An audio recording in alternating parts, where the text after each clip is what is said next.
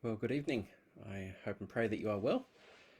It's lovely that it's cooling down now. It's been a very hot day here in the Lockyer Valley, and some of us were setting up Christmas lights up at Hatton Vale, which has been a bit of a warm thing to do up there, but it's looking great. I'm looking forward to seeing the lights get turned on and seeing what they look like. Feel free to come by and have a look at our church light demonstration. We'll also be doing our Christmas services coming up. We have our 16th of December, Friday the 16th of December in Laidley, a community carols event with a barbecue. And on the 24th of December, always the Saturday before Christmas, which happens to be Christmas Eve this year, 24th of December up at Hatton Vale for carols on the green up there. So enjoy those Christmas services. We're coming to the end of our section of Exodus. Exodus continues on a lot longer, but we're going to wrap this up not this week. Next week we've got a little bit of a quiz, some questions to help us think about and applying Exodus. But this week we're looking at God providing. This is taking in chapters 16 to 18, even diving into chapter 15 a little bit. But I'm just going to read to us Exodus chapter 16, verses 13 to 33. That evening, quail came and covered the camp, and in the morning there was a layer of dew around the camp. When the dew was gone, thin flakes from like frost on the ground appeared on the desert floor. When the Israelites saw it, they said to each other, "What is it?" For they did not know what it was. Moses said to them, "It is the bread the Lord has given you to eat. This is what the Lord has commanded. Everyone is to gather as much as they need. Take an omer for each person you have in your tent." The Israelites did as they were told. Some gathered much, some little, and when they measured it by the omer, the one who gathered much did not have too much, and the one who gathered little did not have too little. Everyone had gathered just as much as they needed. Then Moses said to them, "No one is to keep any of it until morning." However, some of them paid no attention to Moses. They kept part of it until morning, but it was full of maggots and began to smell. So Moses was angry with them. Each morning everyone gathered as much as they needed, and when the sun grew hot it melted away. On the sixth day they gathered twice as much, 2 omers for each person, and the leaders of the community came and reported this to Moses. He said to them, "This is what the Lord commanded. Tomorrow is to be a day of Sabbath rest, a holy Sabbath to the Lord. So bake what you want to bake, and boil what you want to boil, save whatever is left, and keep it until morning." So they saved it until morning, as Moses commanded, and it did not stink or get maggots in it. "Eat it today," Moses said, "because today is a Sabbath to the Lord.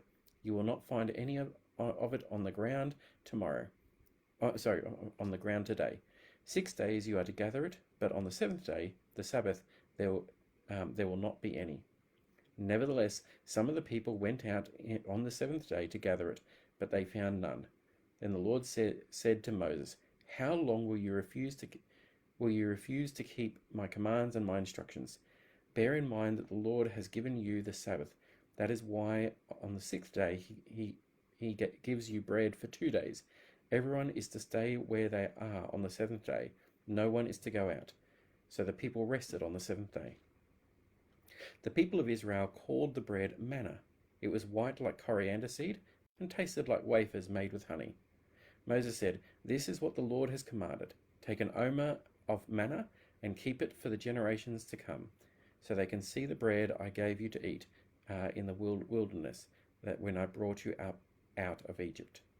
So Moses said to Aaron, "Take a jar and put an omer of manna in it, then place it before the Lord to be kept for the generations to come."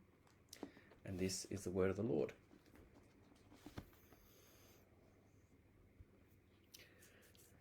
Well, as I mentioned earlier, I was helping set up the Christmas lights up at Hatton Vale earlier today. And lunchtime came around and we put on a barbecue to say thank you to all the helpers up there. And some of the children were there as well, and they wanted a sausage. And one of our young tackers, lovely kid, it was a bit hot, and he was feeling a bit hot. And there was a major problem with his sausage, because the first time he got his sausage, they went to put some sauce on it, and the sauce was almost empty, and so it just squirted over the sausage. and so it didn't have squiggly lines, and that's just completely unacceptable. So sure enough, his mum very kindly gave him another one, and this time with a new sauce bottle, the squiggly lines were there. But as he picked up the plate, it rolled, and the squiggly lines disappeared, and that was another problem. And here, seeing this little boy who's quite young, he's only about 4 or 5, but a lovely kid, and he's got this issue with a sausage. And of course, as an adult, you look on and go, "It's nothing. What are you worried about?" But I remember what I was like as a kid, and I have this vague memory of probably putting my parents through a similar level of experience that something's not acceptable because it's not exactly the way I want it to be. And it got me thinking about the Israelites' experience in the wilderness, the Hebrews' experience in the wilderness. I wonder how quickly they went from faith-filled requests, which is something that we're encouraged to do. We're encouraged to bring our requests before God, our needs, our struggles that we're having. And we're told, we're encouraged to bring them to God and ask God to help us come to an answer or to provide us with an answer. And that's a wonderful thing. But here in the Exodus, we are coming across people who, rather than having faith-filled requests, appear to be more likely having faithless whinging or demanding. And it got me thinking about the way God provides for the Hebrews, for the Israelites. When we look at the way God provides for the Israelites, we see God do it through a range of ways. If we go all the way back into chapter 14, beyond this area, but it's still part of the similar field. There's people complaining, there's a fear or a risk, and people are crying out to God. They're getting angry at Moses and they're grumbling, and we see God provide for them. Well, back in chapter 14, we saw that God provided a rescue from Pharaoh's army. This was a supernatural cloud involved, which blocked Pharaoh from approaching the Hebrews. And there was also both supernatural and natural elements involved in allowing the Hebrews to pass through the sea before trapping the Egyptian chariot force in that sea. So God provided for them. He provided a rescue from the Pharaoh's army, and he used both supernatural and natural elements. In chapter 15, we see God providing drinkable water. There was water there, but it had a foul taste. It appears that in some of these areas of the Middle East, some water springs have high levels of natural minerals in it and makes it very unpalatable. The way God provided for them was possibly through a natural plant. We're just simply told that God pointed Moses to some wood, and Moses added that to the stream, and it became palatable. Apparently, some natural plants do allow this. They help people to add a more pleasant taste to the water that allows them to drink it. But this is mainly a natural element, but God is guiding Moses to being able to provide for the people. And then in chapter 16, we have God providing for them again. Again, they're complaining. They're complaining that there's not enough food. Life was so much better back in Egypt. We could eat as much as we wanted. Well, whether they were or not exactly sure, but that's their memory of it, because now they're finding it tough. And God provides manna and quail, and that was the section that I read for us today. Now, here we have natural phenomena. So quail is obviously very natural, possibly on their migratory routes. But the manna apparently is actually something of a natural phenomena there. I don't know a lot about it, but apparently there is something that you can get on the ground. But this is in unnatural quantities. But the people were involved in the collection and preparation of the food. We saw in the reading that they had to prepare it, make sure that none was left over, except on the Sabbath, when they were to prepare it and have enough left over for consuming on the Sabbath day. So God is providing the people with what they need, but they're involved in the collection of it and the preparation of the food. Then in chapter 17, we have provision of water. It's a supernatural provision with water coming from a rock, and there's this little element of the fact that there were elders present. We're not told why, but we have these different ways in which God is providing and the different circumstances. It gives the idea of different things happening at different times and God providing the way. And then in chapter 17, we have provision of protection from the Amalekites. And the way God brought this about was through Joshua acting as a warrior and Moses spiritually interceding, holding up his hands. And even when he got tired, Aaron and another man called Hur holding up Moses' hands. So there's a spiritual dimension, but also Joshua acting as a warrior, commanding the troops and ultimately God fighting against the Amalekites. And then in chapter 18, it's a different story, and so perhaps it doesn't quite fit because this time we don't have people complaining, but rather we see Moses' father-in-law, Jethro, coming and paying a visit to Moses. And while he pays a visit to Moses, he looks around and sees that Moses is doing everything when it comes to leading or making decisions for the people. And he says, this is not good. And so we have here God providing of good governance, and that comes through the wisdom and experience shared from a leading man of his own people. Jethro was a leading man of the Midianites, but Jethro had come to put his trust in the Lord as well. So that's a very brief sketch. If you want to go through, obviously, look through these stories and see them in more detail and see the pattern that we have here. A pattern of people in difficult circumstances, but rather than making a faith-filled request, dear God, we are desperately in need of water. Dear God, we can't drink this water. Instead of faith-filled requests, they have faithless grumbling and demanding, saying, there wasn't enough graves in Egypt that you brought us out here to die, or we can't get food here, we had much better food in Egypt. This kind of faithless grumbling. And so we see that through the various elements and God providing for them. Not every story fits the exact pattern, but I think we get the idea. And one of the things that we need to be aware of when we look at God providing for the people, having just observed that, we recognize that God's provision isn't based on people's goodness. And it's not based on our goodness. We're told that God provides for the world even though we are in rebellion against him. Here we see the people complained and they grumbled, sometimes out of fear, sometimes out of thirst, sometimes out of hunger. And while we won't go into it in this series, later on, if you would look further ahead in the story of God's dealing with the Hebrews, you'll recognize that when Moses collects the Ten Commandments, there is a situation with the people making an idol, and it comes out as a golden calf. Now, I heard recently, I was listening to a speaker, and the speaker said, look, here is Baal at work. Baal was represented as a bull. Here is Baal at work, and he's leading these people astray, these people who are close to God, and he's leading them astray to do the wrong thing. And I heard this speaker, and I was thinking, which story of the Exodus are you reading? Because you're not reading the story that I'm reading. Because what we have here is we have a people who are continually in grumbled mode. They're effectively in rebellion. And at one stage, Moses says, these people are ready to stone me. So I don't see the Hebrews as a particularly godly people who are close to God. I see them as grumbling.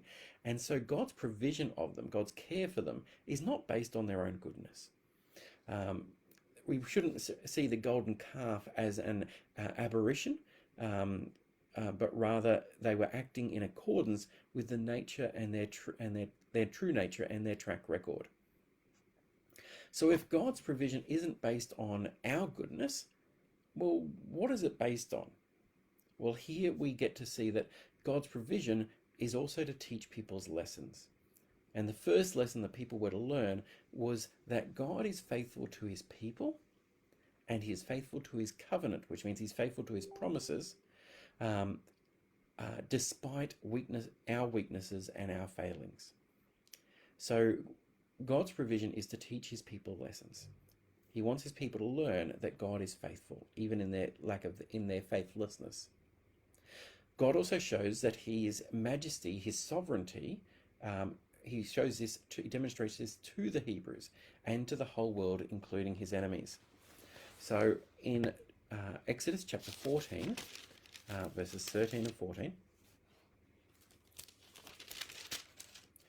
we read, Moses answered the people, do not be afraid. Stand firm, and you will see the deliverance the Lord will bring to you today. The Egyptians you see today you will never see again. The Lord will fight for you. You need only be still. God wants his people to understand that he is sovereign. Not only is he faithful, but he is also sovereign in power. And he wants the other people to see that as well. So slightly earlier in chapter 14, I will harden Pharaoh's heart and he will pursue them, but I will gain glory for myself through Pharaoh and all his army, and the Egyptians will know that I am the Lord. So there's a couple of elements that God is teaching his people. Also, God wants the Hebrews were taught to trust God. It sounds fairly obvious that if God is showing his sovereignty, he wants them to trust him. And when the Israelites saw the mighty hand of the Lord displayed against the Egyptians, the people feared the Lord and put their trust in him and in Moses, his servant. And so that obviously relates to trusting. The Hebrews were also taught to trust God's spokesperson or prophet, which here is Moses. So we're seeing what's being developed here, and we should be able to see a pattern. God is providing for his people because God is faithful to his covenant and to his people despite our weaknesses. And because we are weak, we have much to learn. And so God is also teaching things to his people through lessons. He's teaching them about his sovereignty over the whole world. He's teaching people to trust him. He's teaching people to trust his spokesperson and to obey his spokesperson. The Hebrews were also instructed as to the danger of turning away from Yahweh. So in Hebrew chapter 15, verses 25 and 26,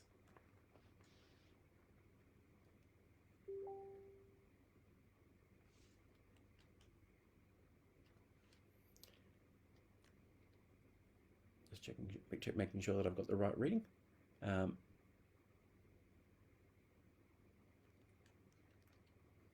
Then Moses cried out to the Lord, and the Lord showed him a piece of wood. He threw it into the water, and the water became fit to drink.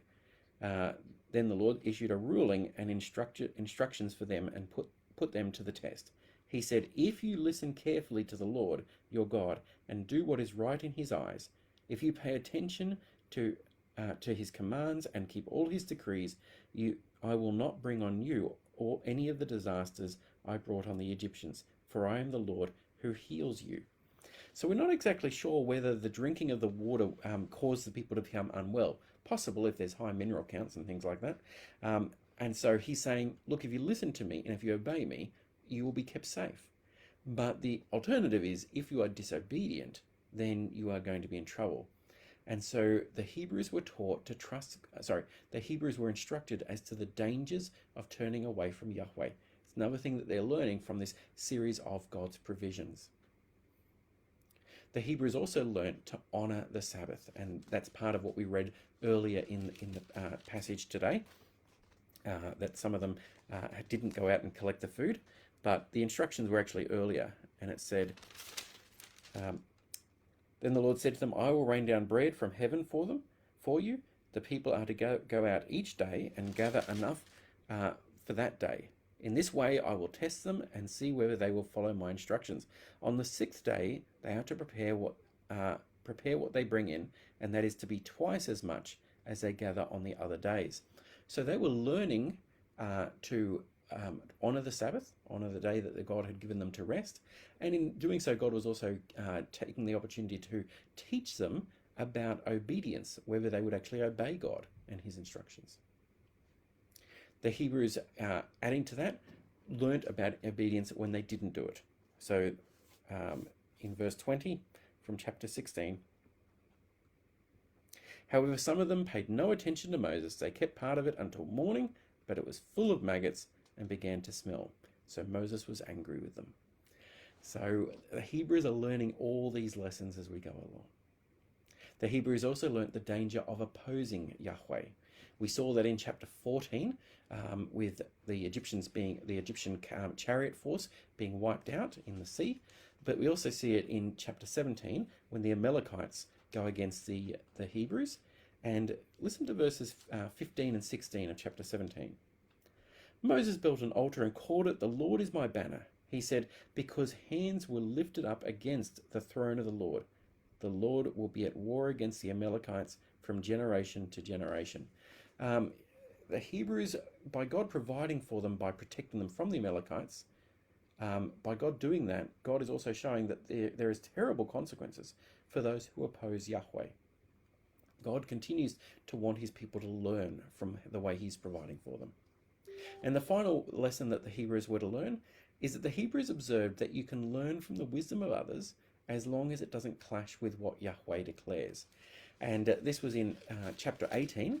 As I said, chapter 18 doesn't quite fit the same way. It's almost like a filler between the way God had been working and then the giving of the Ten Commandments, Mount Sinai, and the giving of the Ten Commandments. We've got this filler chapter of Jethro coming and visiting Moses. Jethro was Moses' father-in-law. So it could be a bit different, and I'll grant that. But in chapter 18, verses 24 and 20 to 26, we read, Moses listened to his father-in-law, and did everything he said. He chose capable men from all Israel and made them leaders of the people, officials over thousands, hundreds, fifties, and tens. They served as judges for the people at all times. The difficult cases they brought to Moses, but the simple ones they decided for themselves. And elsewhere, we're told that Jethro declared his trust in the Lord, that he recognized that the Lord was God above all other gods, supreme above all other gods. So this is simply imparting about good governance, good political governance. And Moses learnt from it. The Hebrews learnt from it. They observed that we can learn wisdom from others. I would hope that you wouldn't fall into the trap of thinking, unless a Christian says something, I can't believe it.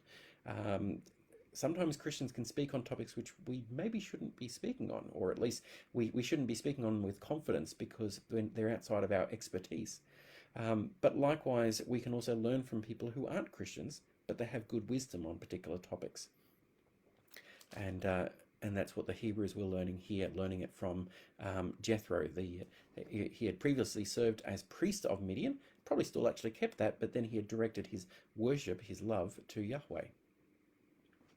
So this is a very short message, and it's a bunch of points, I guess, if you like. But what I've been trying to bring out for us is God provides in a whole range of ways. And that leads us to some questions that are important to us to answer. And as we think about these questions, these are our applications for us. What are we like at talking to God about our needs? Do we make faith-filled requests? Or are we guilty of faithless whinging and demanding?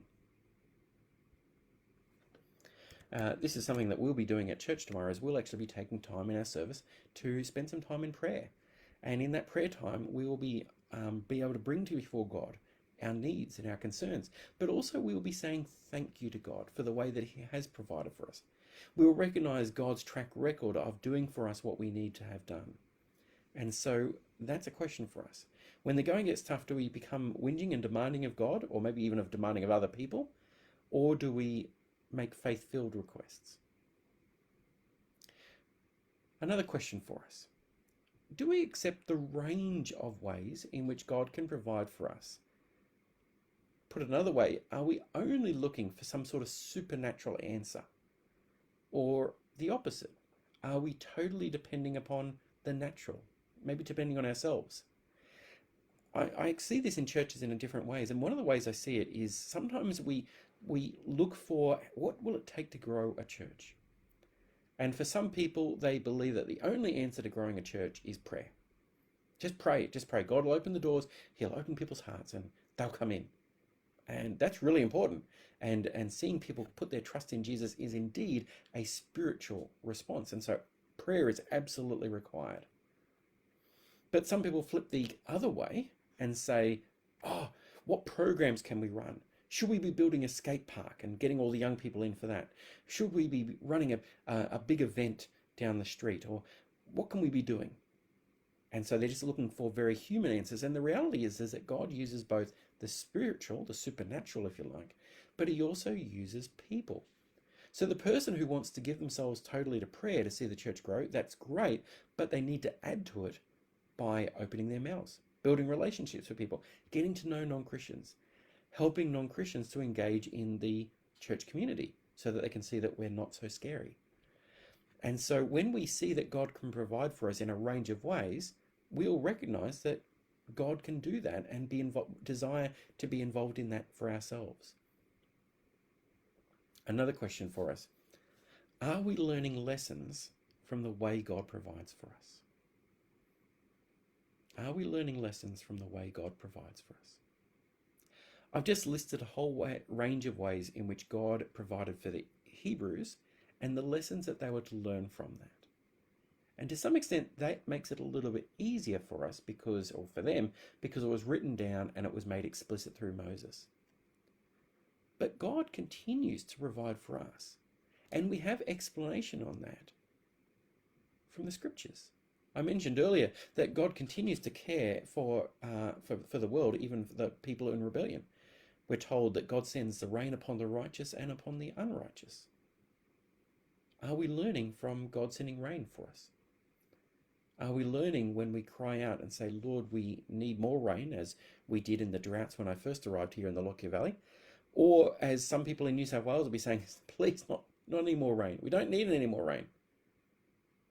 Are we willing to learn lessons from the way God answers us today, but also from the way we see him providing for us through the scriptures? Do we recognize that God has answered us by giving us Jesus, by giving us the scriptures, by helping us to see and understand them through giving us the Holy Spirit? Are we learning lessons from the way God provides for us? And in particular, are we learning to know God more deeply? And are we learning to trust him more fully? Are we learning to know God more deeply? And are we learning to trust him more fully?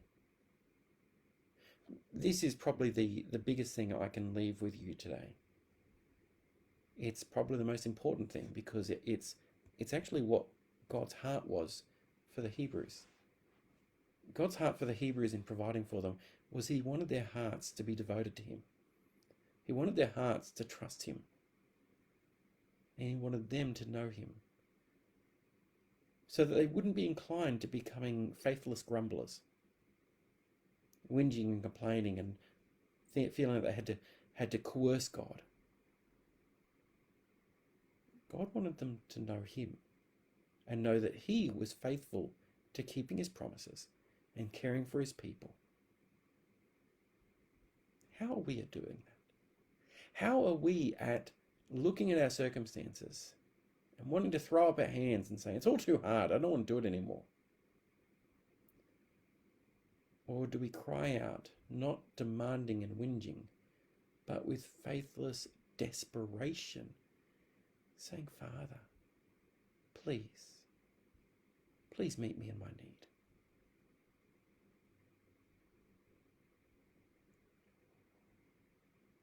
May God provide for you in what you need.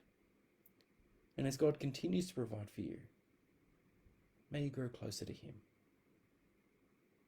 Amen. Thank you very much for joining me. And I pray that the Lord continues to care for you, provide for you, and bless you by bringing you closer to him. And look forward to seeing some of you at church tomorrow. Goodbye for now.